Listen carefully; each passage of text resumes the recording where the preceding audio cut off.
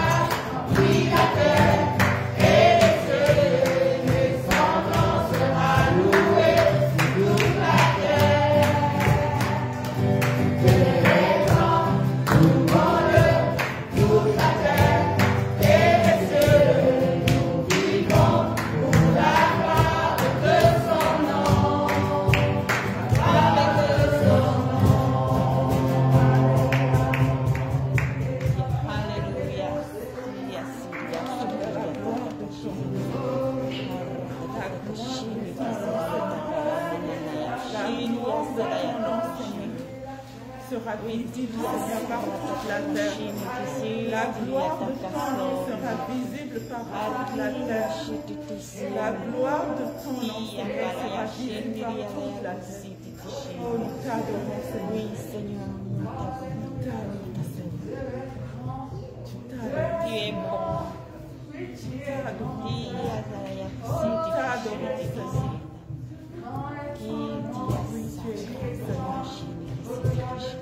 Oui, tu es grand, Seigneur. Alléluia. Merci, Seigneur. Merci, Seigneur.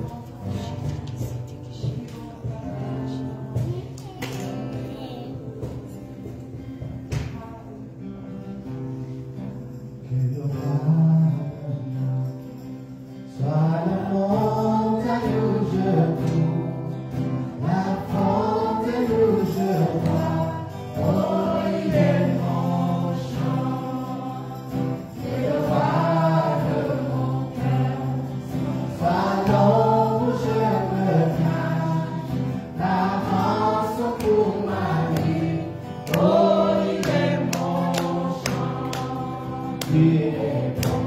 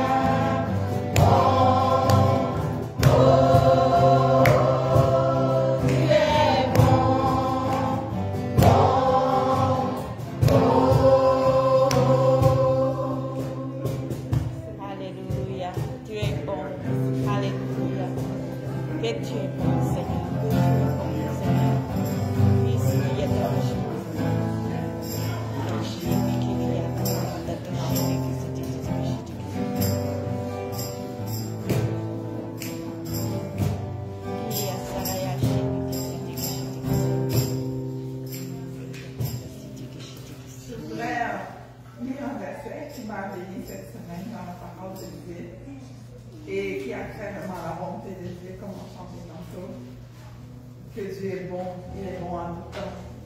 Et c'est dans Proverbe, chapitre 8, le verset 15, qui dit « Car celui qui me trouve a découvert la vie, et il obtient la faveur de l'Éternel. » Ça veut dire que la faveur de l'Éternel est sur nous automatiquement. Quand tu donnes ta vie au Seigneur, tu découvres la vie et tu obtiens la faveur de l'Éternel. Dans tout ce que tu fais, dans tout, la faveur, la grâce est disponible. Amen. Et les enfants me demandaient, c'est quoi la faveur? J'ai dit, imagine, par exemple, tu as fait un devoir de mathématiques et tu n'as pas bien révisé, et puis tu as 100%. Ça, c'est la faveur de l'Éternel, et c'est dans tout. Oh, comment la faveur de l'Éternel nous aide, ça facilite, elle nous ouvre des portes. Et donc, on veut bénir l'Éternel. C'est une promesse, c'est quelque chose que Dieu nous donne, nous l'avons, c'est un acquis pour nous. Nous avons la faveur de l'Éternel. Que je prie que nous puissions nous rappeler dans toutes circonstances, Seigneur, merci pour ta faveur qui est disponible à mon égard. Amen. Amen.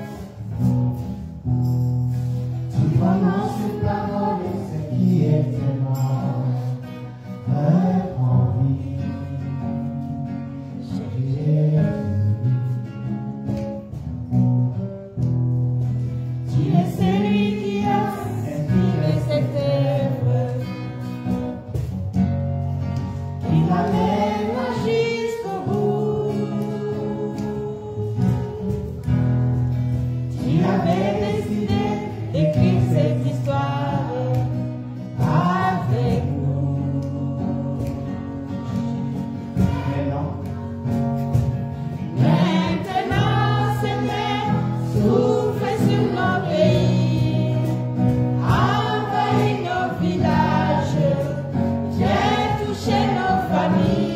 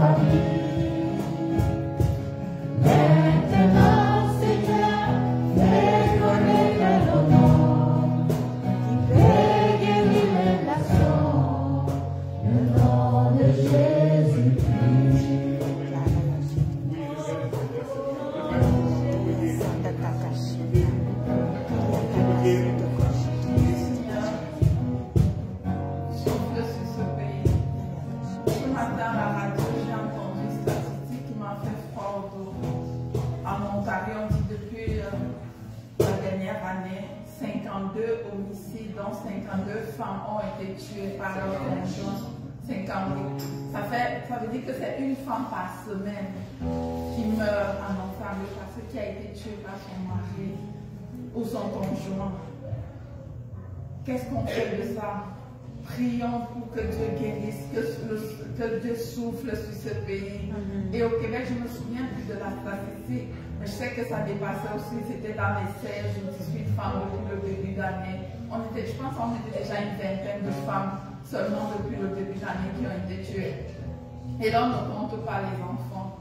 Ça fait plus d'une femme par semaine, c'est beaucoup.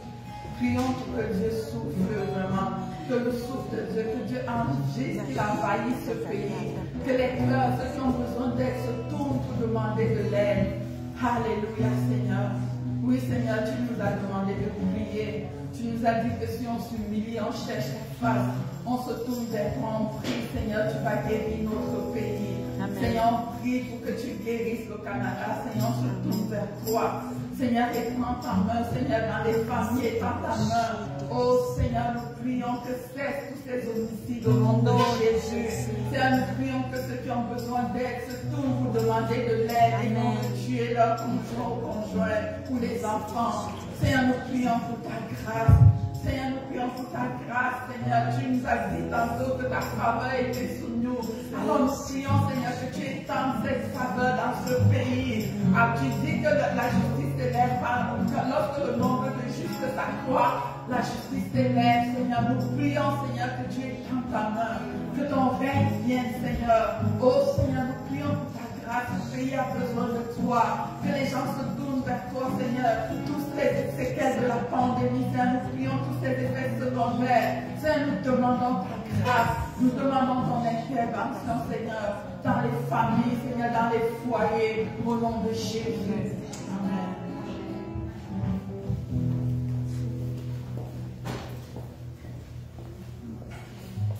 En son temps de Noël, on se prépare pour Noël. On fait nos fête de Noël, on met des lumières. On cherche les cadeaux pour les enfants, pour nos bien-aimés.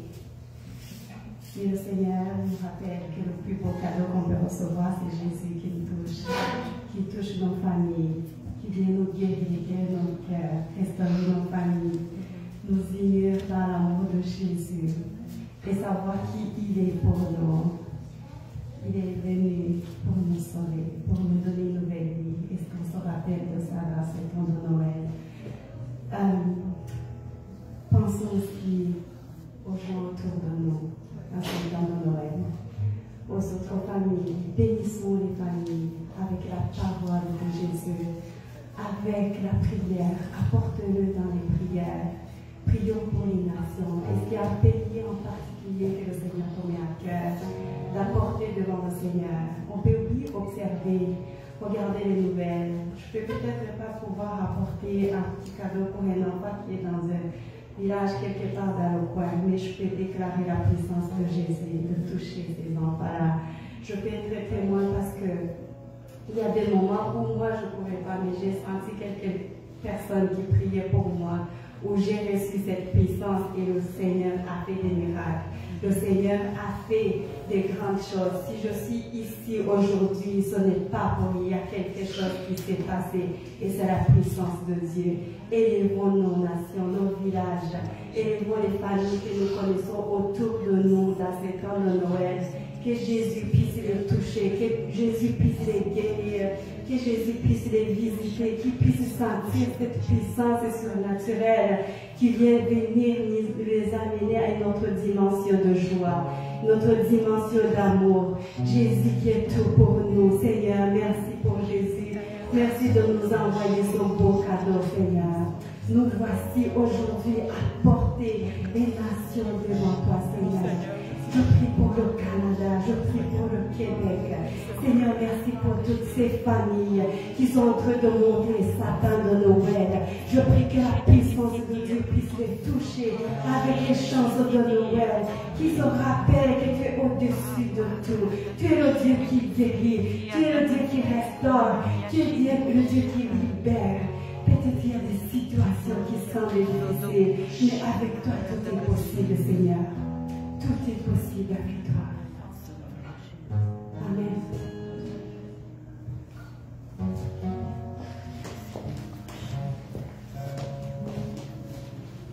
Ce qui est intéressant, c'est que quand nous disons Seigneur, fais quelque chose.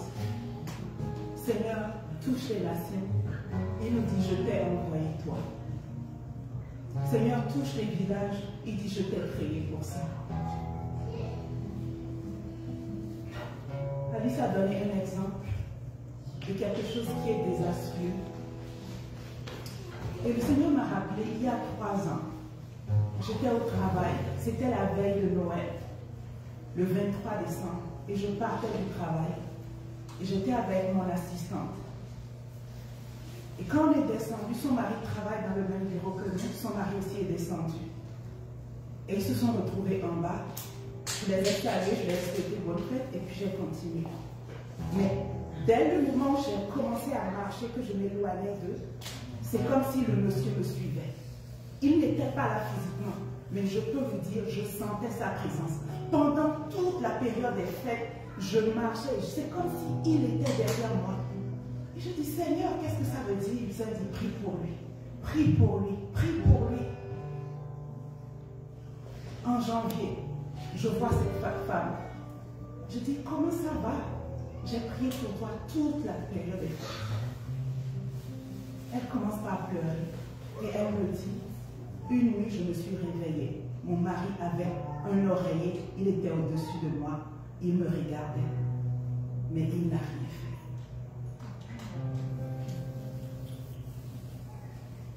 Il n'a rien fait. Et cette personne sait que quelqu'un a prié pour elle. Parce que je dis, je ne sais pas ce qui se passait, mais je priais pour toi. Le Seigneur ne nous place pas à des endroits pour rien. Nous avons des gens à côté de nous. Nous sommes envoyés pour ces personnes. La prière est importante. Parler est important. J'ai demandé à cette femme, qu'est-ce qui s'est passé? J'ai prié pour toi tout le temps des fêtes. J'avais une autre personne dans mon équipe et le Seigneur me disait, sa femme est enceinte, sa femme est enceinte. Je dis, comme, sa femme est enceinte? Il dit, oui, prie, sa femme est enceinte. Il vient dans mon bureau, il demande la permission. Je dis, ta femme est enceinte. Il dit non.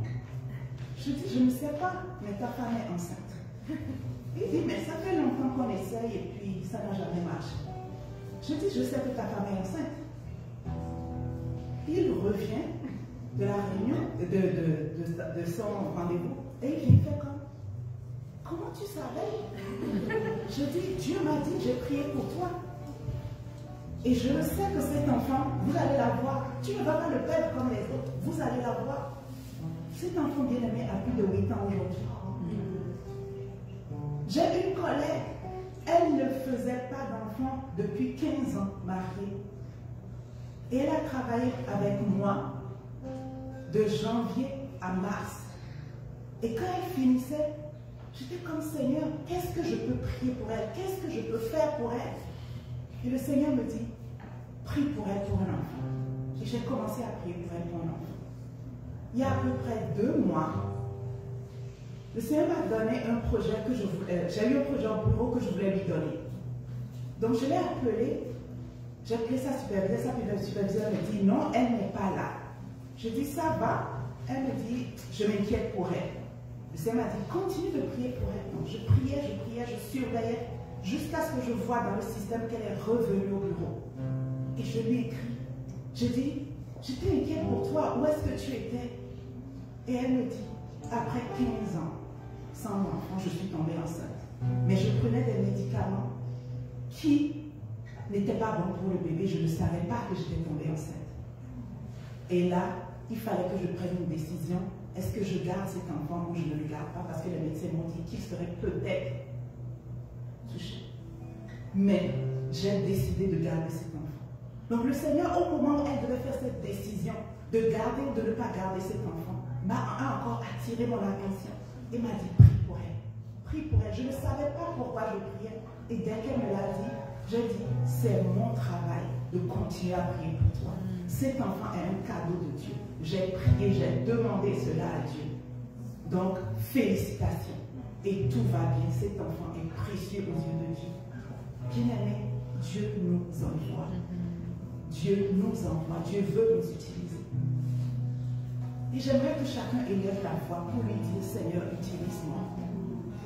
Utilise-moi pour les gens qui sont autour de moi. Ce n'est pas pour rien que tu as un endroit. Ce n'est pas pour rien que le Seigneur attire ton attention sur quelque chose. Tu es peut-être la seule personne à cet endroit. Jésus pouvait dire à Pierre, de cette pierre, sur cette pierre, je bâtirai mon église. Jésus pouvait dire, paie les brebis. Pierre même, tu paies les brebis. Jésus pouvait dire, donnez-leur vous-même à manger. Parce qu'il sait qu'il nous a donné cette capacité. Donc Dieu te retourne cet appel. Est-ce que tu veux être ce vent que j'envoie? Est-ce que tu veux être cette pluie que j'envoie qui ramène la vie dans la vie des autres personnes? Est-ce que tu veux être cet espoir? À chaque jour, ça va être une décision que nous prenons. Chaque fois, ça va être une décision que nous prenons. Chaque choix que nous faisons va faire la différence dans la vie des autres. Je veux juste que tu prennes ce temps pour prier. Que tu dises quelque chose au Seigneur. Si tu ne sais pas, dis Seigneur, utilise-moi. Que je sois cette pluie, que je sois ce vent, que je sois cet espoir, que je sois cette voix d'autorité dans la vie des autres, que je sois cette voix qui apporte la bonne nouvelle, que je sois cette voix qui encourage, que je sois cette voix qui dit Jésus, Jésus, Jésus, jusqu'à ce que la lumière arrive. Que je sois cette lumière, que je sois cette citadelle sur une montagne. Que je sois le sel de cette terre. C'est ce que Jésus dit que nous sommes.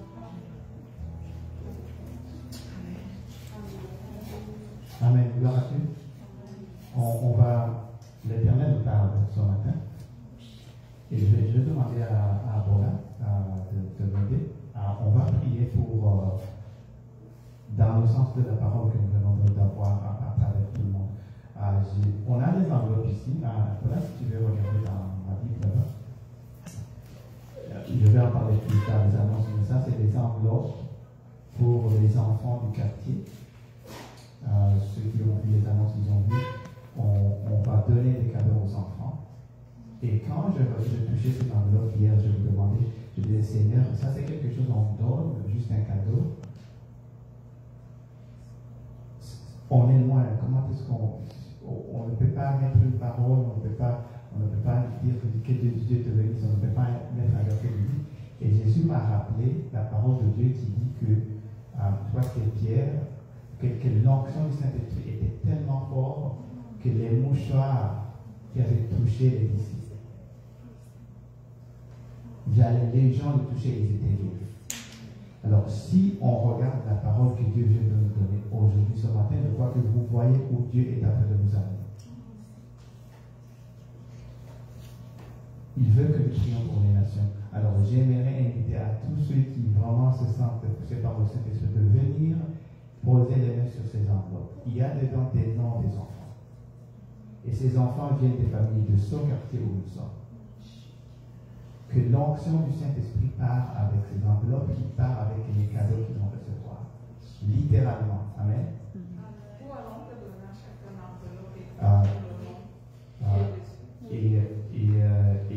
On va prier pour ça. On va prier aussi pour les dons que l'on va donner à que ce soit les actifs ou les denrées. Et on va élever ces familles à Jésus. Nous, on ne les connaît pas, mais Dieu les connaît. Il connaît chaque besoin, il connaît chaque défi dans chaque famille. Et ayons la foi qu'il va ouvrir les portes. Il va ouvrir les portes pour la guérison de ceux qui sont malades. Il va ouvrir les portes pour tous ceux qui sont pris par l'ennemi dans toutes sortes de problèmes et de tout ça. Alors, je vais laisser nos leaders ici nous conduire dans la prière comme bon vous le semble. Voilà, livre Alice. Et nous, on va chanter encore une fois ensemble. Fais tomber la pluie d'en haut. Et la pluie d'en haut va tomber sur cette famille. J'aimerais juste ajouter que, comme ça avait été annoncé, dans chaque enveloppe, il y a ce qu'un enfant veut. C'est des cadeaux d'à peu près $30. Et on avait demandé, si vous voulez bénir un enfant, vous prenez une enveloppe, vous allez acheter des choses et vous ramenez. Donc, après la prière, si vous voulez prendre un certain nombre d'enveloppes, une enveloppe de santé, vous venez, vous allez pouvoir les prendre et puis bénir ces enfants dans le quartier. Ok. Peut-être pour précision, voilà. Oui, j'avais attendu pour l'annonce, mais c'est bon. J'ai une feuille en fait à l'arrière. Ok. Et la feuille, c'est pour évidemment ceux qui veulent prendre des enveloppes. Mais on a déjà les gens qui ont dit qu'ils veulent prendre des enveloppes. Et ça, c'est pour les personnes qui ont déjà dit qu'ils veulent donner un cadeau. Mais il y a encore des enfants qui n'ont pas quelqu'un pour leur donner un cadeau. Alors, si vous n'avez pas encore donné votre nom et que vous voulez le faire, vous pouvez en même temps passer sur la feuille qui est juste à l'arrière, à la table de l'arrière. Voilà, Chantal vous montre. Vous pouvez mettre votre nom là-bas et moi, je vais aller prendre les enveloppes et vous les amener pour que vous puissiez acheter un cadeau. C'est un cadeau qui coûte $30 pour bénir un enfant. Et je vous contacterai pendant la semaine pour passer le prendre. On a besoin de les apporter d'ici le dimanche prochain ou alors au plus tard le 15. Amen. Ce que je reçois, c'est que ces enveloppes, ces cadeaux vont être comme l'arche de l'Éternel que nous envoyons dans cette maison. Ça va être comme une semence que nous mettons dans cette maison. Et le Saint-Esprit va commencer par agir. Tout à l'heure, je me suis mis à venir parce que je sentais tellement l'onction. Et je sais que plus nous allons prier, plus nous allons intercéder. Des anges vont être dépêchés avec ces cadeaux, envoyés dans cette maison pour faire la différence. Quelque chose de nouveau va commencer dans ce quartier. Donc nous voulons toucher le plus de maisons possible. Soyons généreux comme notre Dieu est généreux. Soyons généreux comme notre Dieu est généreux.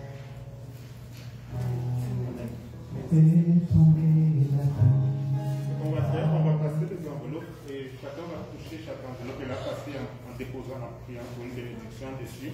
Et puis elle va faire le tour et ça revient par eux.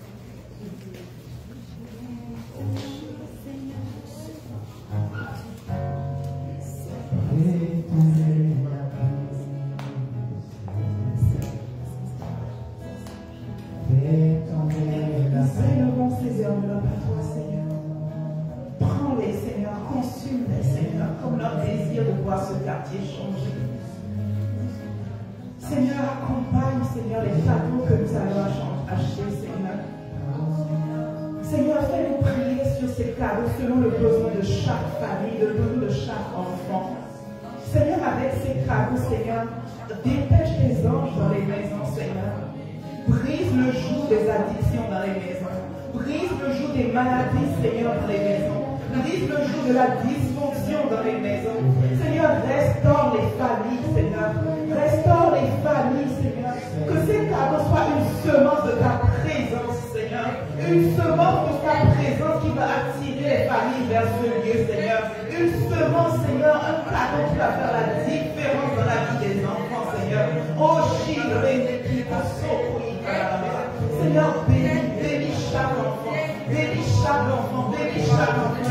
Seigneur, touche nos cœurs que nous soyons généreux. Seigneur, même si nous n'en avons pas, Seigneur, laisse-nous te mettre à l'épreuve. Seigneur, laisse-nous te mettre à l'épreuve et voir comment tu vas nous bénir, Seigneur. Laisse-nous te mettre à l'épreuve et voir comment tu vas bénir, Seigneur, nos poches. Oh, Seigneur, nous te disons merci. Nous te disons merci, Seigneur, pour ces jeunes qui sont une génération qui vont te servir demain. Nous te disons merci, Seigneur, pour les adorateurs qui font partie de ces jeunes. Nous te disons merci pour les intercesseurs qui font partie de ces jeunes. Nous te disons merci pour les pasteurs, les évangélistes, Seigneur, les prophètes qui font partie de ces jeunes, Seigneur. Nous te remercions, Seigneur, parce que tu brises les chaînes de l'impunité. Tu brises les chaînes de l'impunité. Tu brises les chaînes des dialectes des médecins. Tu brises les chaînes, oh Seigneur, de divorce dans certaines familles dans le nom de Jésus. Tu restaures ce quartier, papa. Tu brises les chaînes de la pauvreté spirituelle, la pauvreté physique, dans le nom de Jésus. Dans le nom de Jésus. Dans le nom de Jésus. Dans le nom de Jésus. Bien-aimé, tu es peut-être en train de penser, mais je n'en ai pas, je n'ai rien à donner. Bien-aimé, c'est lui qui est riche qui donne. Ça se passe de la foi. Crois que tu es riche et donne. Et vois comment est-ce que le Seigneur va changer les choses dans ta vie. C'est celui qui est riche qui bénit. C'est celui qui est riche qui bénit. Lève-toi, crois que tu es riche et bénis les enfants dans ce quartier. Change les destinées dans ce quartier. Que je sois le souffle que tu envoies. Que je sois la souffle que tu envoies. Que je sois la pluie que tu envoies. Que je sois la grâce que tu envoies. Que je sois le secoureur que tu envoies. Que je sois le sauveur que tu envoies dans ce pays. Oui, Seigneur, oui, Seigneur. Oui, Seigneur, oui, Seigneur, nous appelons les femmes des maisons de quartier à venir t'adorer. Nous disons, point de Gatineau, viens adorer le Seigneur. Point de Gatineau, viens adorer le Dieu vivant. Point de Gatineau, ouvre tes yeux et vois le Dieu vivant. Point de Gatineau, ouvre tes yeux et vois le Dieu vivant. Vois Christ dans sa grandeur. Vois Christ dans sa bonté. Vois Christ dans sa magnificence. Seigneur, nous prions dans le nom de Jésus. Que ce que cette église va faire dans Gatineau touche le cœur de l'administration, touche le cœur de la ville, et que la ville nous choisisse comme un partenaire spécial. Que la ville nous choisisse pour un partenaire spécial, pour apporter l'espoir. Merci, Seigneur. Merci pour l'influence que tu nous donnes dans Gatineau et dans Point de Gatineau. Merci, Seigneur. Merci, Seigneur. Merci, Seigneur. Tu nous donnes cette vie. Tu nous donnes les conseils d'administration. Tu nous donnes les forteresses. Tu nous donnes les sans-abri de Gatineau. Tu nous donnes les enfants de Gatineau. Dans le nom de Jésus. Merci, Seigneur. Merci, Seigneur. Quelle communauté tu veux demander pour Dieu ce matin? Quelle communauté tu veux demander pour Dieu ce matin? Demande. Tu veux les femmes brisées. Tu veux les femmes blessées. Demande. Demande une communauté. Demande. Tu veux des gens de l'addiction. Demande. Dis, Seigneur, je te demande les sans-abri. Je te demande les femmes battues. Seigneur, je te demande les familles cassées. Je te demande les femmes blessées. Je te demande les hommes sans emploi. Je te demande,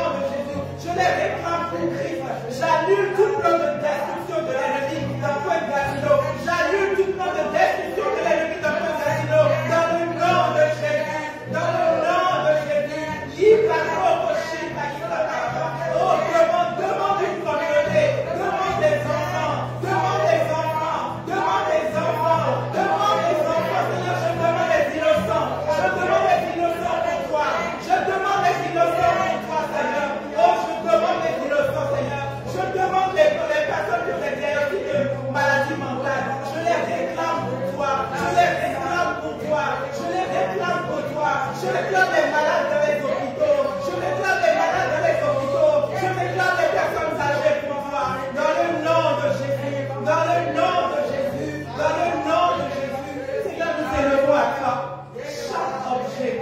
Chaque objet qui fait partie des dons que nous donnons, Seigneur. Seigneur, nous prions que tu touches chaque objet, Seigneur. Que ce soit la réponse à une prière. Que ce soit la réponse à une prière. Quelqu'un qui dit je veux une soupe, Seigneur. Que notre cadeau soit une réponse à la prière. Quelqu'un qui dit je veux juste goûter du lait. Ça fait longtemps que j'en ai goûté. Seigneur, que ce que nous apportons fasse la différence, Seigneur. Que ça arrive à un moment critique qui les marque et qui est pour eux un signe de ta bonté. Un signe de ta bonté. Seigneur, je prie pour ceux qui doivent encore acheter des choses. Seigneur, je prie que tu les diriges dans ce qu'ils vont acheter. Que ce soit la prière du cœur de quelqu'un. Que ce soit pour quelqu'un, Seigneur, le signe que tu l'aimes. Le signe que tu as écouté sa prière. Le signe que tu as écouté ses pleurs. Merci, Seigneur. Merci, Seigneur. Amen. Bien-aimé, ce n'est pas fini ici. Ces prières, tu peux continuer de les faire chez toi. Et Dieu va nous exaucer parce que Dieu a promis de nous donner la vie. Et il va le faire dans le nom de Jésus. Amen. Souffle sur nos pays, envahis nos villages, viens toucher nos familles. Maintenant, Seigneur, fais connaître le nom, bénir les nations, le nom de Jésus-Christ, le nom de Jésus-Christ. Merci, Père. Merci de ta bonté. Merci, Seigneur. À toi la gloire. À toi la gloire pour ce que tu vas accomplir. À toi la gloire pour ce que tu vas accomplir à travers ces dons, à travers ces membres de la vie. Et même au-delà. À toi la gloire pour ce que tu as préparé. Entraîne-nous, Seigneur, dans ta volonté, dans ton plan. Que nous puissions suivre pleinement, entièrement, pour que les nations soient guéries. Pour que les nations, d'un point de vue soient guéries. Pour que les peuples soient restaurés. Pour que les familles soient restaurées. Pour que les familles brisées soient réunies. On a Jésus, à la gloire de ton nom, Seigneur Jésus. Que ces enfants puissent te connaître. Que ces enfants puissent te connaître. Merci Jésus. Amen.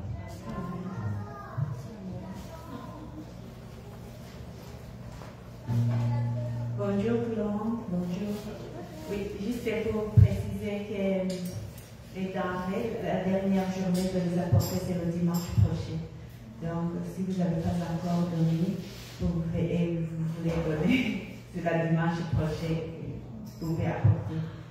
Et ce lundi, nous commençons le jeûne. Le jeûne, nous avons 3 jours de jeûne, de prière, et nous voulons remercier Dieu pour tout ce qu'il a fait pour nous toute l'année et le dédier l'année prochaine. Donc demain, on commence le jeûne jusqu'à mercredi. Donc demain, lundi, toute la journée, mardi, mercredi. Donc vous jeûnez selon ce que vous sentez. Vous êtes libre de jeûner et prier avec nous. Nous allons avoir la prière 2 fois par jour, le matin de 6h à 7h et le soir de 19h à 20h. Le matin de 6h à 7h et 19h à 20h le soir. Donc vous êtes les bienvenus.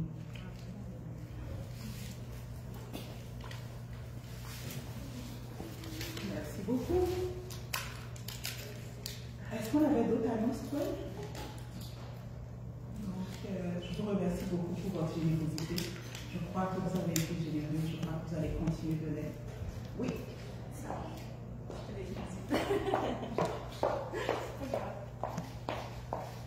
Bonjour tout le monde, je m'auto-promène la petite police de l'EDN. Donc, bienvenue à tous, je suis contente de vous voir. Juste un petit rappel de vous inscrire le matin avant de venir. Pour que ce soit pas l'habitude d'oublier. Merci beaucoup.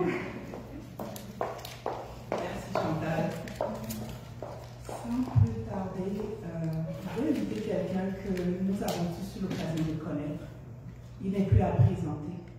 C'est mon frère bien-aimé Yves, un homme plein de sagesse, un homme que Dieu nous a donné, que nous acceptons avec reconnaissance. Et je suis convaincue que la parole qu'il a pour nous ce matin vient du trône du Père.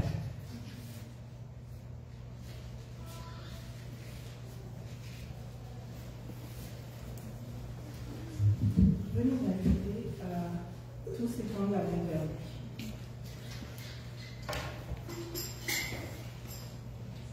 Père, je sais que tu as préparé ton fils pour quelque chose ce matin qui vient de ton cœur.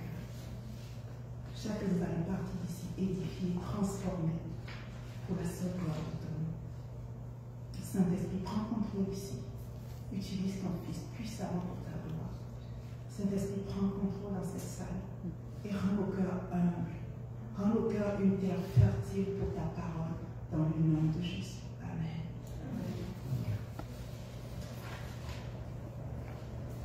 Amen. Merci. Merci pour l'heure. Et merci à Célestin et son équipe de choc. On a été vraiment bénis. Malheureusement, son équipe a quitté déjà, donc Célestin va transmettre tous nos remerciements aux membres de son équipe aujourd'hui. Donc, je ne suis plus à présenter, comme on a dit, je m'appelle Yves, je crois que tout le monde ici me connaît. Cette semaine, en début de semaine, Garçon et moi, on discutait de ce qu'il voulait qu'on parle et il me disait qu'il souhaitait qu'on revienne, qu'on recommence à parler des dons spirituels. Et je lui ai dit que, en effet, c'est ce que j'avais prévu d'apporter ce matin. Et j'étais pas mal convaincu de ça. Lui, il me disait que lui également avait préparé son message, à moins que le Seigneur ne le change. Je ne sais pas comment le Seigneur va changer son message. Et puis, le lendemain, c'est ce qui m'est arrivé, moi.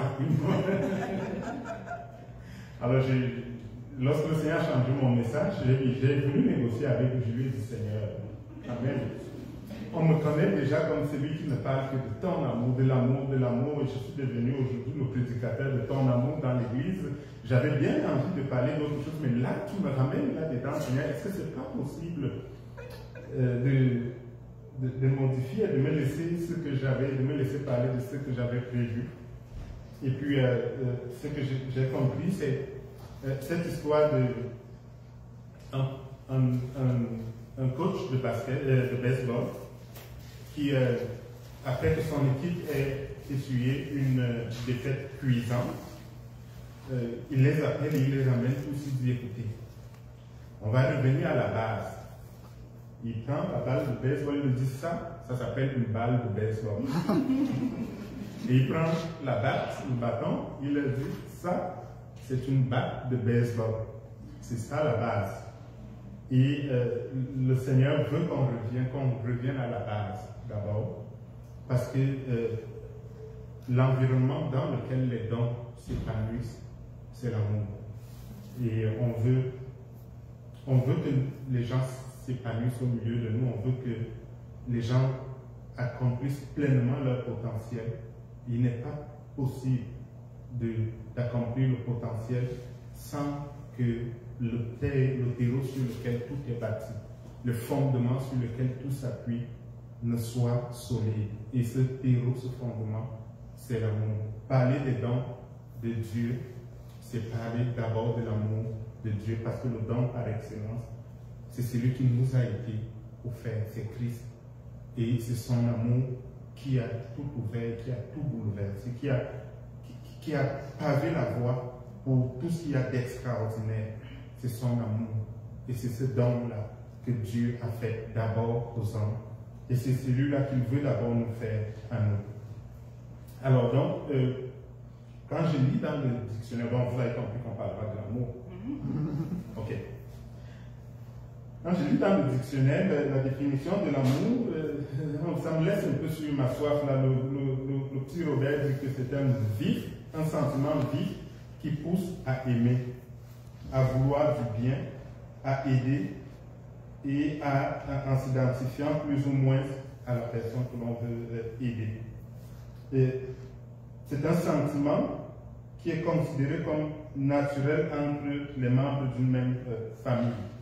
Je ne suis pas sûr que le petit Robert ait vraiment fait le tour des familles. Pour comprendre ça, il dit encore que c'est une inclinaison envers une personne, le plus souvent de caractère passionnel, et qui peut être fondé sur l'instinct sexuel. Et il y a une autre définition qui dit que c'est un goût très vif pour quelqu'un ou pour quelque chose, et qui procure du plaisir. Je ne suis pas convaincu non plus qu'il a vraiment compris, le petit Robert, que l'amour peut procurer énormément de douleur et énormément de peine. La Bible est d'un autre avis. En effet, lorsque on s'appuie sur l'amour comme un sentiment, à un moment, il peut s'évanouir. Et à partir de là, on peut dire qu'il n'y a plus d'amour.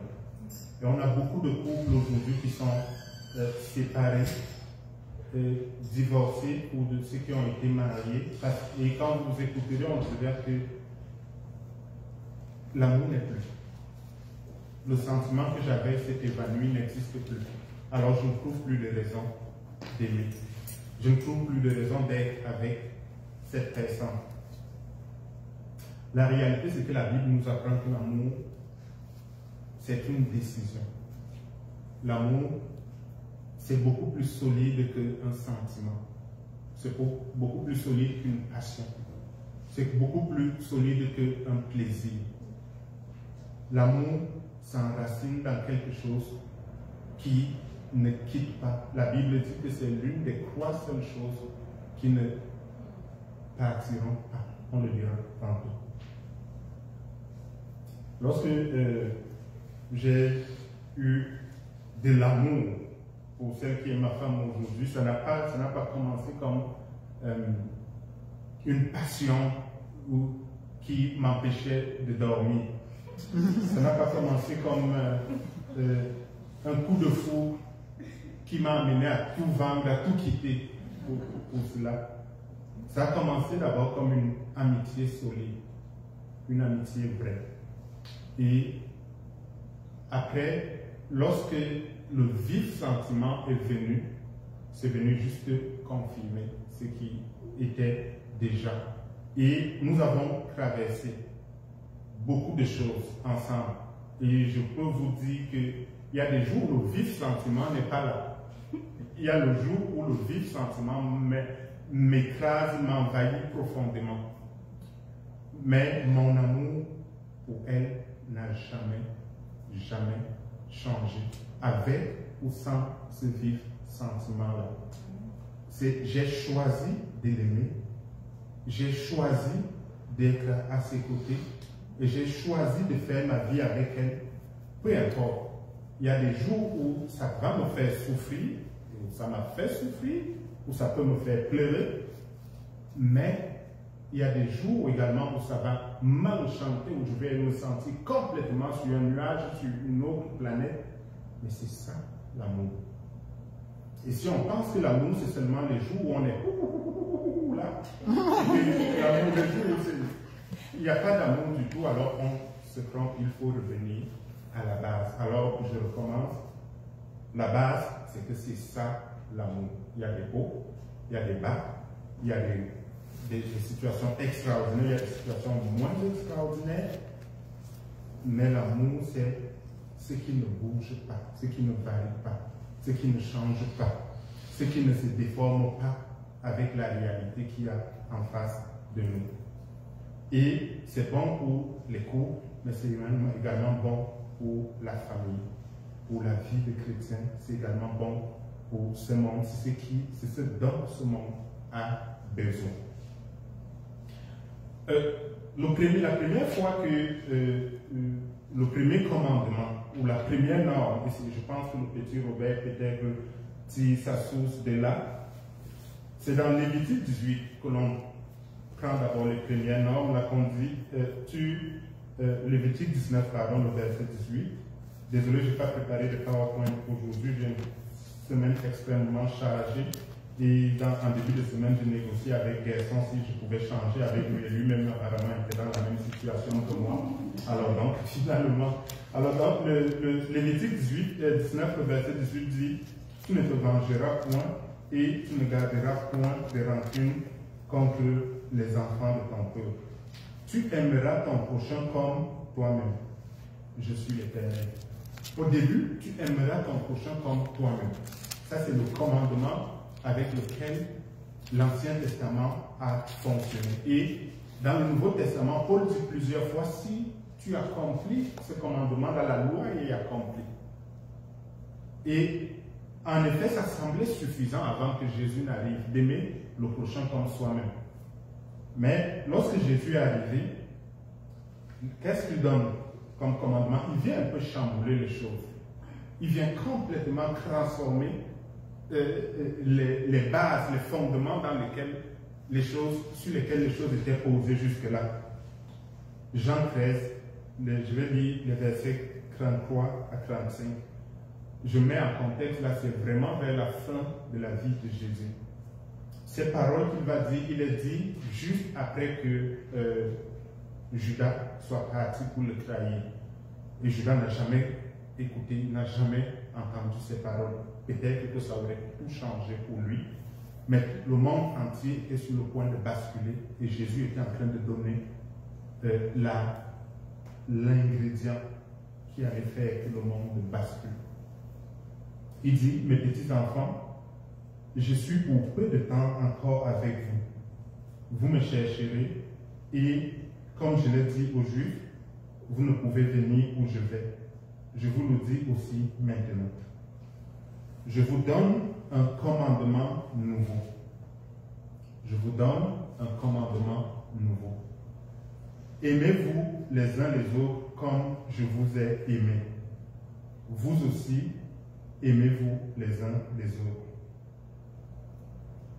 Aimez-vous les uns les autres comme je vous ai aimé. Vous aussi, aimez-vous les uns les autres. À ceci, tous reconnaîtront que vous êtes mes disciples si vous vous aimez, si vous avez l'amour les uns si vous avez de l'amour les uns pour les autres. C'est une transformation radicale. Écoutez, je vais vous expliquer pourquoi c'est une transformation radicale. La première fois, l'Ancien Testament est parti sur aimez-vous les uns les autres comme vous vous aimez. La réalité, posons-nous la question, est-ce qu'on s'aime vraiment? L'Ancien Testament nous demande de traiter notre voisin comme on se traite. La réalité, la question est, est-ce que nous nous aimons? Est-ce que nous nous traitons? Est-ce que nous nous faisons le bien qui est nécessaire pour nous? Souvent, nous avons une très mauvaise opinion de nous-mêmes. Souvent, nous pensons que nous sommes des ratés. Souvent, quand nous nous regardons, nous voulons complètement tout changer. On se dit, si j'étais celui qui dessinait les formes de mon corps, je ne me serais jamais dessiné comme ça. Souvent, on aurait aimé emprunter la gomme chez le Seigneur pour effacer quelques formes chez nous et les redessiner comme on veut. Et ça change avec la vision du monde. Ok? Ça change avec la vision du monde. Quand je prenais l'avion pour la première fois pour l'Occident, j'allais en Suisse rejoindre l'amour de ma vie. Et j'ai remarqué quelque chose de différent, c'est que toutes les hôtesses dans l'avion étaient sveltes. Elles avaient une forme spécifique. Là, c'est tout le monde, c'est comme si on les avait taillées au crayon. Et quand je revenais plus bas, parce qu'avant ça, j'avais voyagé plusieurs fois à l'intérieur du continent africain, en allant en Afrique de l'Ouest notamment. Et quand je rentrais dans l'avion en Afrique de l'Ouest, toutes les femmes hôtesses avaient une forte corpulence. Elles étaient fortes, corpulence. Et c'était ça le standard de beauté dans cette partie du monde. Et lorsque j'arrive en Occident, c'est d'autres standards de beauté. Et lorsqu'on va également dans l'Ancien Testament, là on dit, lorsqu'on voit Daniel, on dit qu'il était d'une apparence très belle parce qu'il était un peu enrobés. Donc, en fonction des étapes et des périodes de notre vie, donc, il est possible que le monde nous renvoie une image qui fait qu'on veut changer qui nous sommes, on veut changer notre corps et on veut vivre selon les standards avec lesquels le monde vit en ce moment-là. Alors, s'il faut aimer les autres comme soi-même, on veut appliquer ces standards-là et on veut être comme les autres veulent qu'on soit. Et si nous pensons à nous, souvent, il faut dire, il faut reconnaître que parfois on se dit, je ne suis pas digne. Et c'est la même pensée, s'il fallait aimer notre voisin, on penserait qu'il n'est pas digne. On penserait qu'il ne mérite pas des choses. On penserait qu'il est un incapable. Parce qu'on pense ça de nous, parfois. On penserait qu'il est toujours inconstant et qu'il n'y a jamais rien de bon qui lui arrive. Je suis avec une amie cette semaine et son ordinateur est tombé en panne et elle a tout de suite commencé à me dire, c'est toujours comme ça lorsque j'arrive à quelque chose, j'ai un examen devant moi et donc je lui dis, fais attention aux paroles qui arrivent bientôt. Parce que ces paroles qui arrivent bientôt, j'ai le sentiment que ce n'est pas des paroles d'honneur que tu vas prononcer sur ta vie. Et nous prononçons énormément de paroles de déshonneur sur notre propre vie. Et s'il fallait aimer notre prochain comme nous-mêmes, nous prononcerions énormément de paroles de déshonneur sur eux aussi. Donc, ce n'est vraiment pas une très bonne base sur laquelle on peut construire une vie familiale, construire une vie de couple, construire une vie qui apporte le changement. Et Jésus dit plutôt, je vais vous donner un nouveau référent. Je vais vous donner une nouvelle façon de voir les choses. Aimez-vous les uns les autres comme moi, je vous ai aimé. Et on ne peut pas douter de la puissance, de la force, de la grandeur de son amour.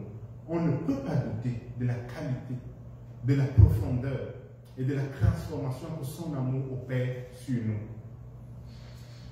J'ai connu le Seigneur, j'étais un adolescent et comme vous le savez à peu près, la majorité des adolescents, s'ils avaient à changer, ils se redessineraient complètement.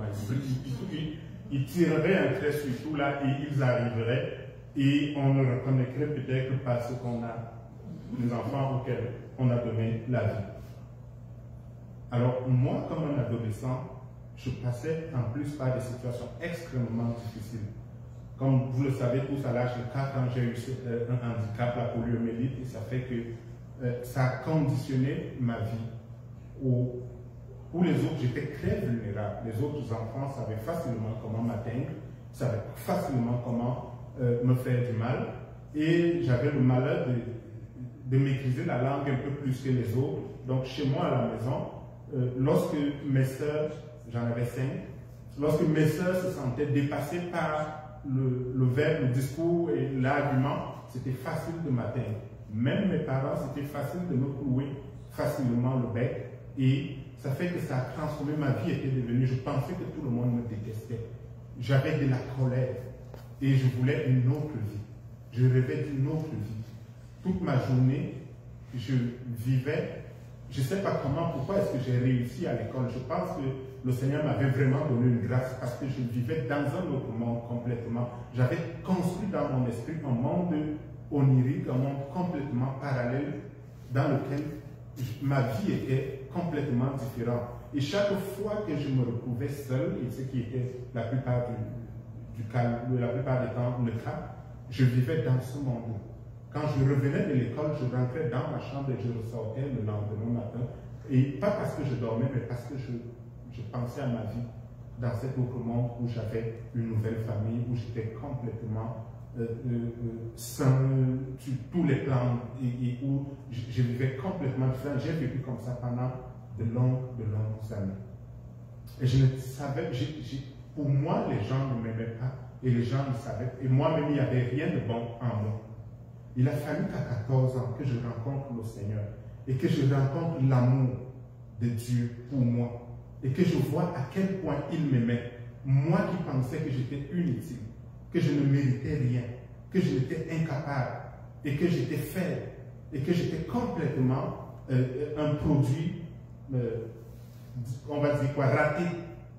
Moi qui pensais que la vie n'avait rien à m'apporter de bon, j'ai découvert quelque chose de profond, quelque chose de puissant, quelque chose de complètement déroutant.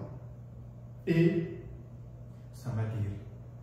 L'amour de Dieu m'a guéri. L'amour de Dieu m'a transformé. Je me suis ouvert aux autres. C'est impossible aujourd'hui, lorsqu'on parle de moi et qu'on pense que l'une des premières choses, c'est le calme, la tranquillité. Je n'étais pas calme, je n'étais pas tranquille. J'étais colérique, j'étais plein de colère.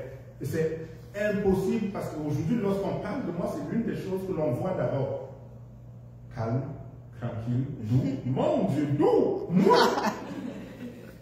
Alors, s'il fallait que j'aime les gens avec qui j'étais, c'était impossible. Mais j'ai découvert qui Dieu est. Et j'ai découvert comment Dieu m'aimait.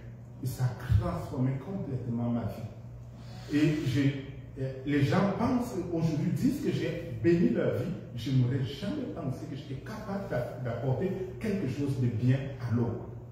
Mais il a fallu que l'amour de Dieu vienne et transforme et brise complètement tout ce que j'avais et me mette sur une nouvelle orbite et change complètement ma vie.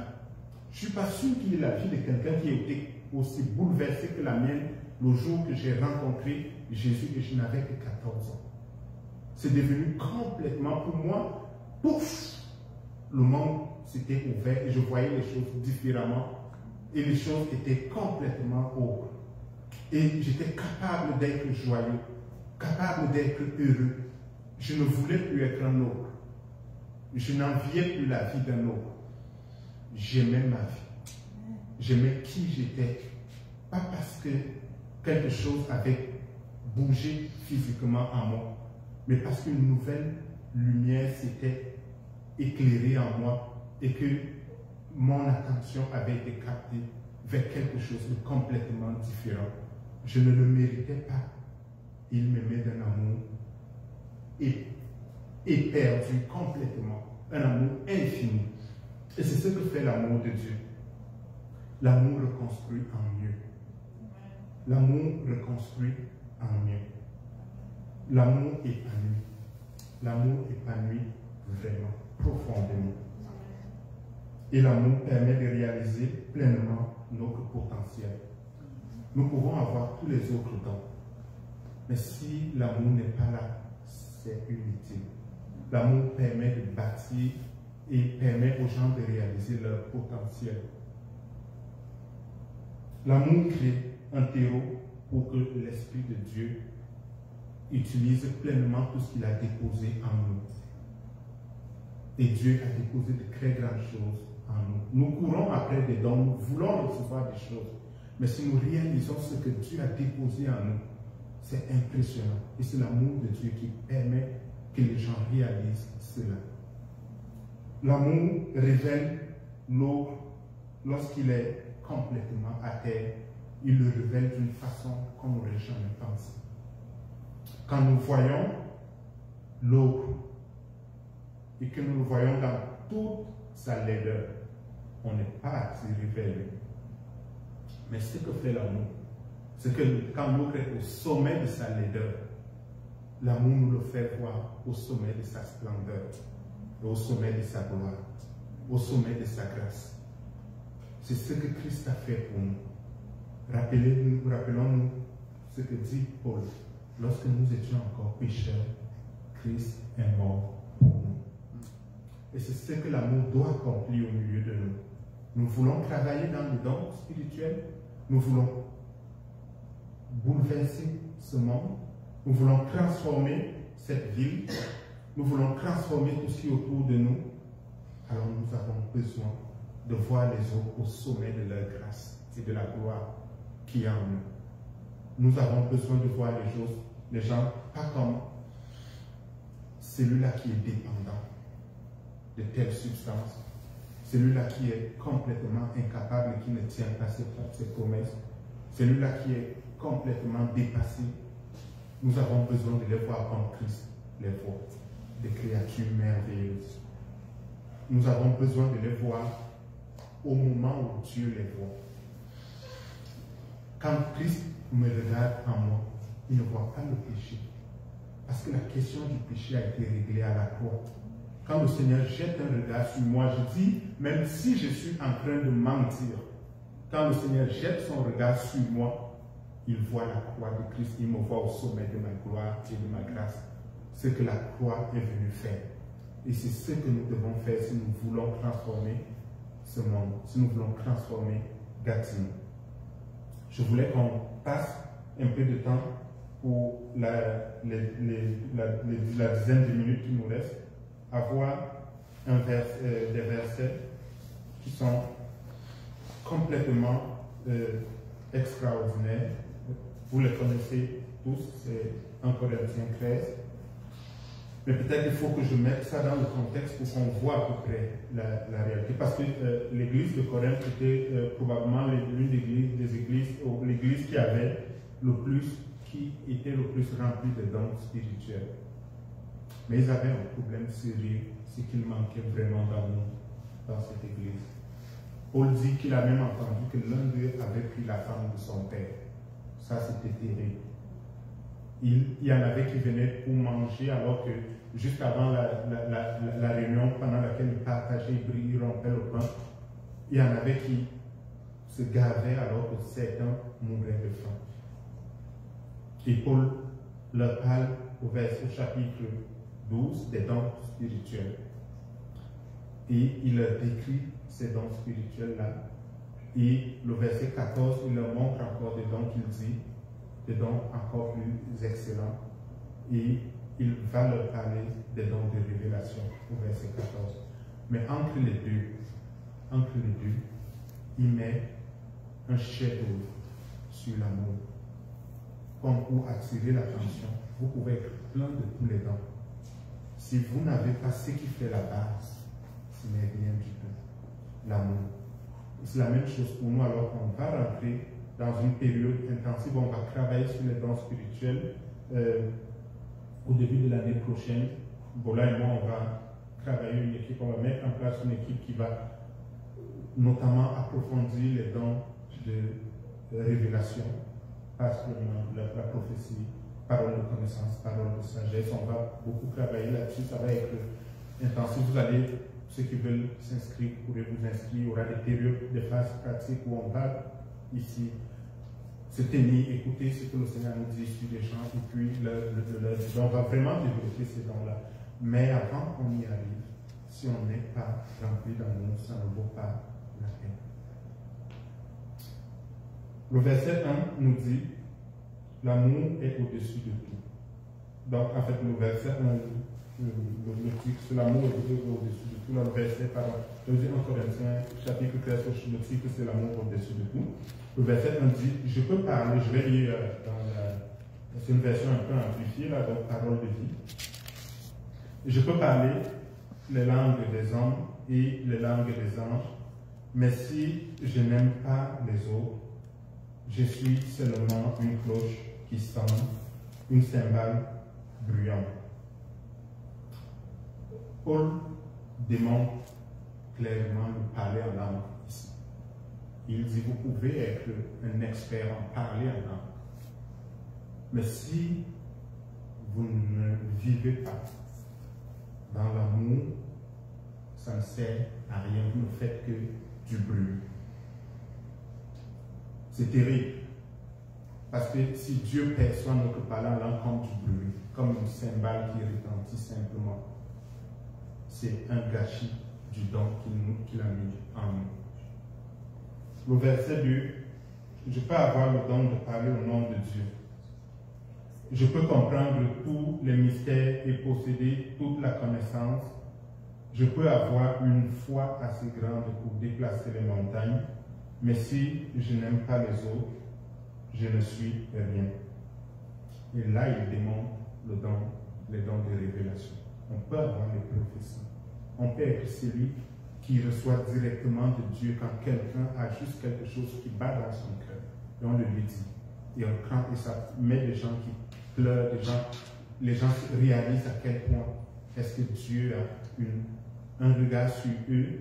Mais pour que cela se réalise, pour qu'on soit vraiment capable d'avoir un impact dans la vie des gens, même si on a reçu le don de prophétie, le don de connaissance et les paroles de sagesse, si on n'a pas d'amour, c'est un impact qui ne va pas durer.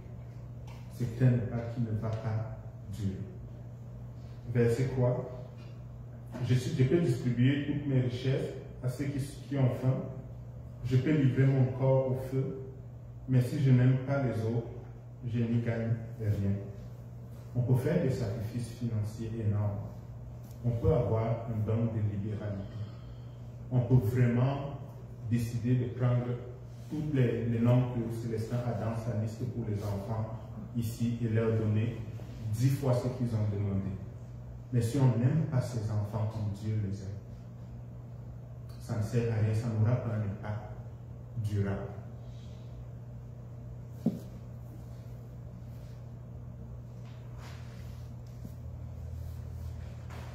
Verset 4, l'amour est patient. L'amour rend service. Il n'est pas jaloux. Il ne se vante pas. Il ne se gonfle pas d'orgueil. L'amour ne fait rien de honteux. Verset 5. L'amour ne fait rien de honteux. Verset 5. Il ne cherche pas son intérêt. Il ne se met pas en colère. Il ne se souvient pas du mal. Le verset 6. Il ne se réjouit pas de l'injustice, mais il se réjouit de la vérité.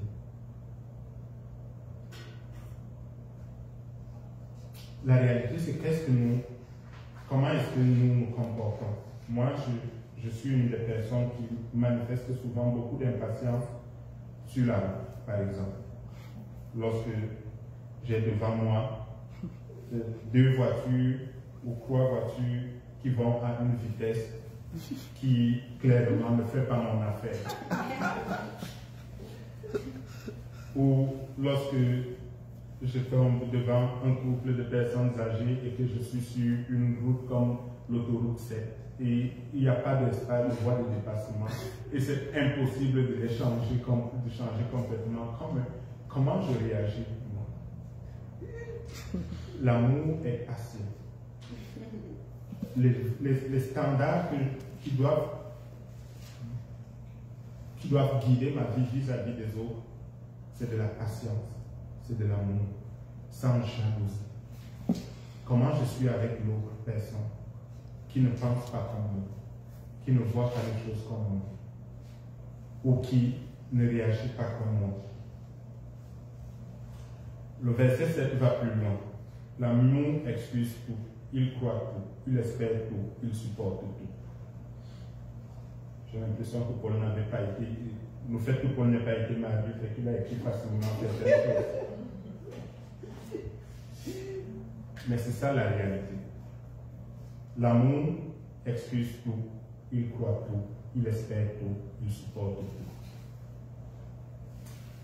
Il y a certaines choses qu'on pense impardonnables, mais l'amour pardon. Les blessures qui peuvent être ouvertes, l'amour doit les pardonner et les couvrir. C'est parce que si on n'est pas capable de montrer cet amour-là à l'autre, l'autre va douter de l'amour de Dieu pour lui. Et c'est ça que l'amour doit accomplir. C'est ça que l'amour de Dieu doit faire. L'amour guérit les choses que personne n'aurait acceptées. J'ai écouté une histoire de Chris Vallotton qui il expliquait au début de sa vie chrétienne, quand il a commencé ses affaires, et qu'il a commencé il a commencé comme garagiste, et il a acheté des pneus, il a ouvert un garage dans une nouvelle ville, il a acheté des pneus, plusieurs pneus, et il commençait, et il les a mis quelque part, il venait de les acheter, ils étaient encore dans la remorque, et il était tellement fâché, il est fatigué, il allait se coucher. Et le lendemain, quand il arrive, tous les pneus ont été volés. Alors, il dit, il était complètement furieux.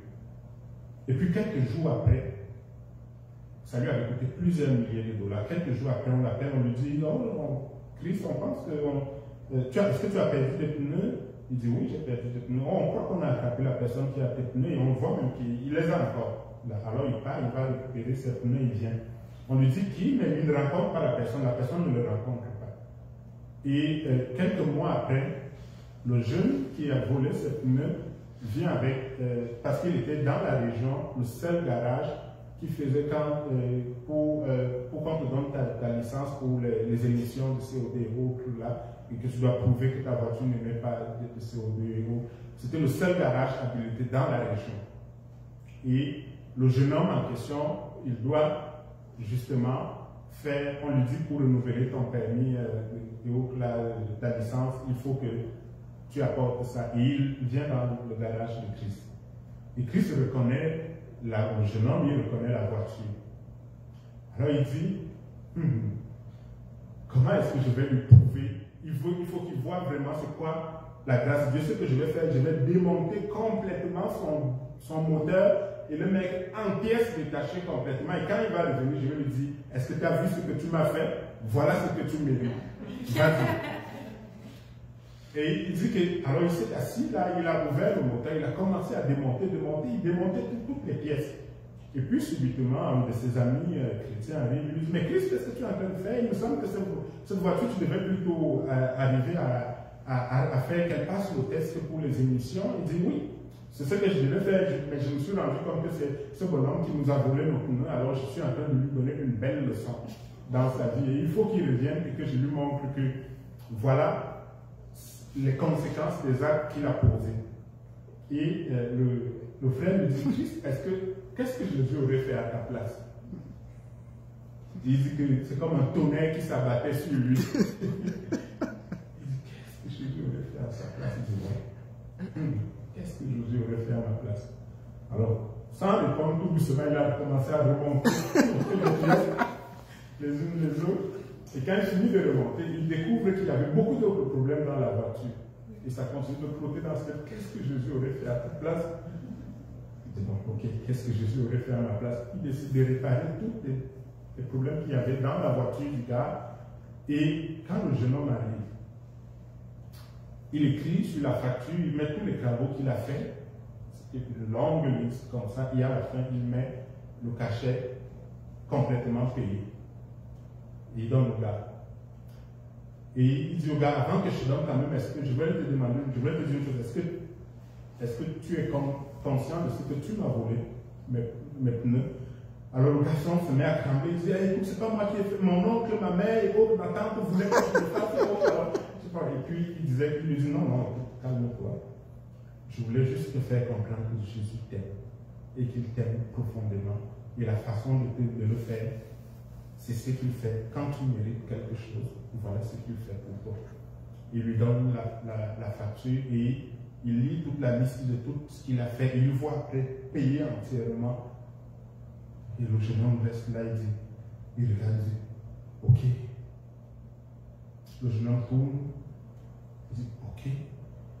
Le jeune homme reste, il est resté 5 minutes devant la Christ est entré dans son garage. Le jeune homme était toujours là, il regardait la liste, il regardait sa voiture, il regardait la liste, il dit ok. Le jeune homme allait à s'asseoir dans sa voiture, il est resté encore 5 minutes dans la voiture, il regardait et il ne comprenait pas. C'est ce que fait l'amour. L'amour excuse tout. L'amour croit tout. L'amour espère tout. L'amour croit tout, c'est extrêmement difficile parce que l'amour, même si quelqu'un te mène complètement en bateau, l'amour croit tout. Croit qu'il est vraiment, il pense vraiment et qu'il est sincère. Et l'amour le lui pardonne. Et c'est ce que Dieu a fait pour nous. C'est quand nous sommes bas, Dieu nous voit haut. Et c'est ce que nous devons nous également apporter aux autres. Je vais lire rapidement les derniers versets jusqu'à la fin. J'ai conclu. L'amour ne disparaît jamais. Les paroles dites au nom de Dieu s'arrêteront. Le don de parler en langue inconnue disparaîtra. La connaissance finira. En effet, le verset 9, nous ne connaissons pas tout, et les paroles dites au nom de Dieu ne sont pas complètes. Le verset 10, mais quand tout deviendra parfait, ce qui est complet incomplet disparaîtra. Verset 11. Quand j'étais un enfant, je parlais comme un enfant, je pensais comme un enfant. Maintenant je suis un homme et je n'agis plus comme un enfant. Verset 12. À présent, nous ne voyons pas les choses clairement. Nous les voyons comme dans un miroir, mais plus tard, nous verrons face à face. À présent, je ne connais pas tout, mais plus tard, je connaîtrai comme Dieu me connaît. Le verset 13. Maintenant, 3 choses sont toujours là. La foi, l'espérance et l'amour. Mais la plus grande, c'est l'amour. La plus grande, c'est l'amour. L'amour voit les gens comme Dieu les voit, et il les voit de façon parfaite, de façon complète. Toutes les autres façons de voir sont incomplètes. Nous pouvons penser que les gens sont foncièrement mauvais et qu'ils méritent d'aller en enfer, d'aller brûler en enfer, mais ce n'est qu'une façon incomplète de les voir. Nous devons les voir comme Dieu les voit. Et nous voulons grandir dans les dons spirituels, nous voulons transformer le monde autour de nous. Nous avons besoin de cet amour-là et d'un amour véritable. Nous avons besoin de pardonner ce qui est impardonnable. Nous avons besoin d'aimer ce qui n'est pas capable d'être aimé ou ce qui ne mérite pas d'être aimé. Je vous donne un commandement nouveau. Aimez-vous les uns les autres comme je vous ai aimé. C'est comme ça que Christ nous a aimés. Nous ne méritions pas. Nous ne méritions pas et cet amour-là nous a libérés, nous a transformés. Nous voulons qu'il libère les autres, qu'il transforme les autres. Alors aimons-les comme Christ nous a aimés. Amen. Amen.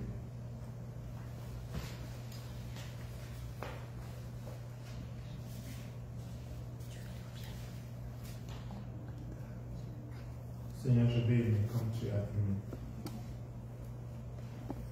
Je vais aimer mon épouse, mes enfants, mes voisins, mes frères, mes soeurs, dans l'église, les gens dans la rue, les inconnus. Je vais les aimer comme tu as aimé. Mais Seigneur, c'est difficile. Alors je te prie de me remplir de cet amour-là. Je te prie de m'aider à être plein de cet amour-là, Seigneur. Au nom de Jésus. Amen.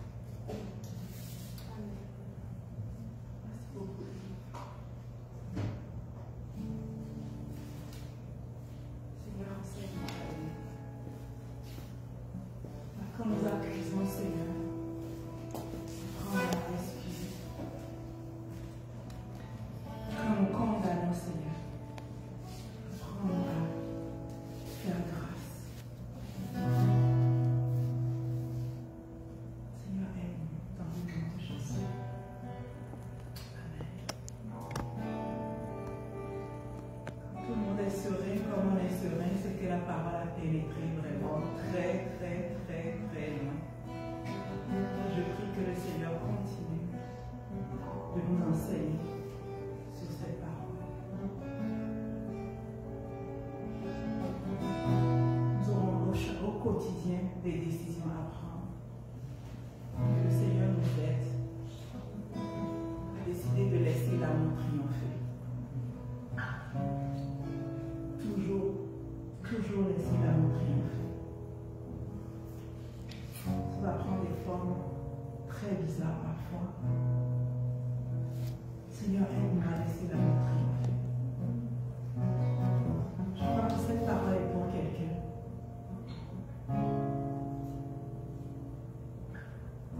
Salomon a fait un jugement pour 2 femmes avec 2 bébés. Un qui était mort et l'autre qui était vivant. Et les 2 femmes disaient, l'enfant est à moi, l'enfant est à moi. Et Salomon a dit, ok, je vais prendre l'enfant qui est vivant et je vais le couper en 2. Celle qui a aimé a dit non. Donne-le à l'autre. C'est ce que le Seigneur est en train de dire à quelqu'un aujourd'hui. par amour, tu peux laisser aller. Par amour, tu peux laisser l'autre personne gagner.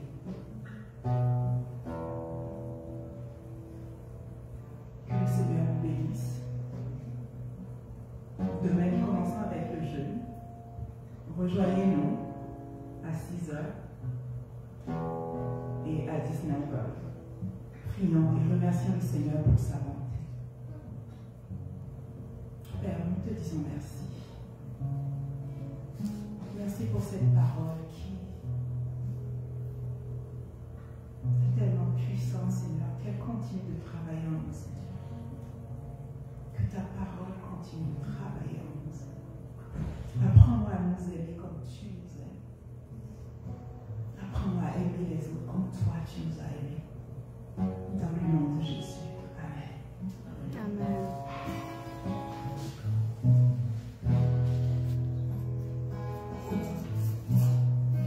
C'est moi. Ce n'est pas fini. Le Seigneur nous avait mis à cœur de partager la Sainte Seine. Donc, sur cette parole de l'amour de Dieu, je vais inviter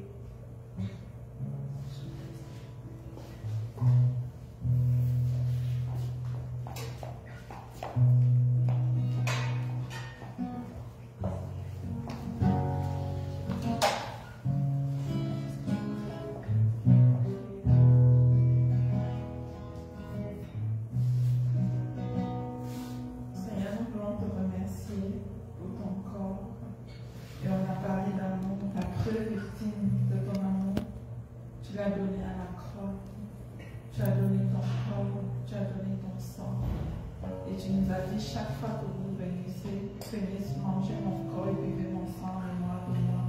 Seigneur, nous te disons merci pour ton corps et ton sang à la croix. Et Seigneur, alors que nous prenons ce pain, nous prenons, Seigneur, ton corps, nous prenons ton sang.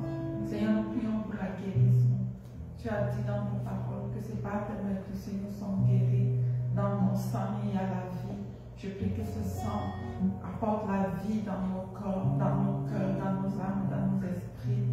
Et je prie, Seigneur, au Dieu de grâce, que tu nous amènes à plus de profondeur, amène dans l'amour, Seigneur. Oui, Seigneur, nous bénissons ce corps et ce sang au nom de Jésus. Amen.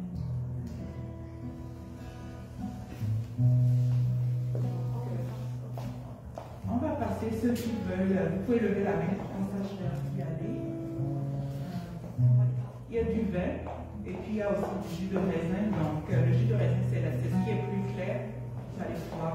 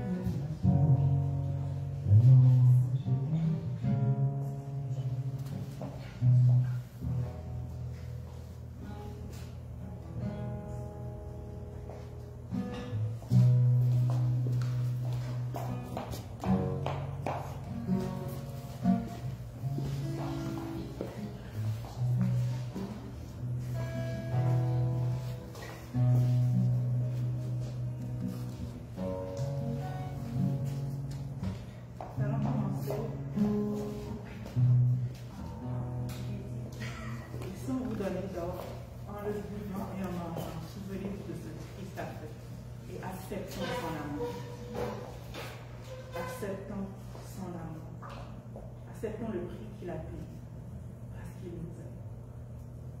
Que ce soit juste aujourd'hui, Seigneur, j'accepte ton amour. J'accepte ton amour. Amen.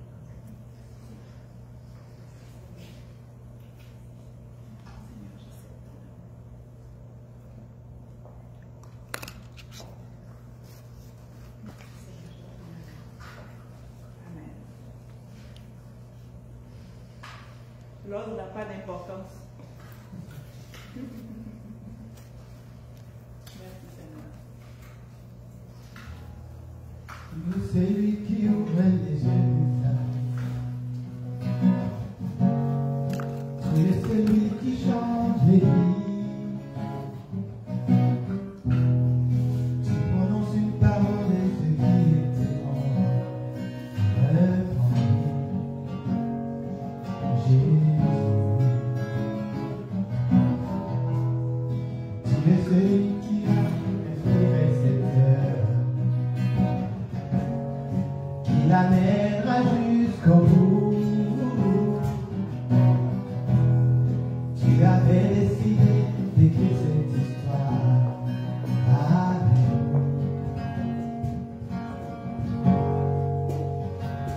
Maintenant, Seigneur, souffle sur nos pays, envahis nos villages, viens toucher nos familles.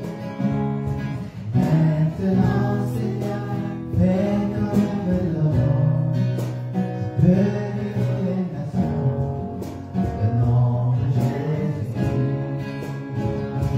Maintenant, Seigneur, souffle sur nos pays, envahis nos villages, viens toucher nos familles. Maintenant, Seigneur, fais connaître le nom, de guérir les nations, le nom de Jésus-Christ.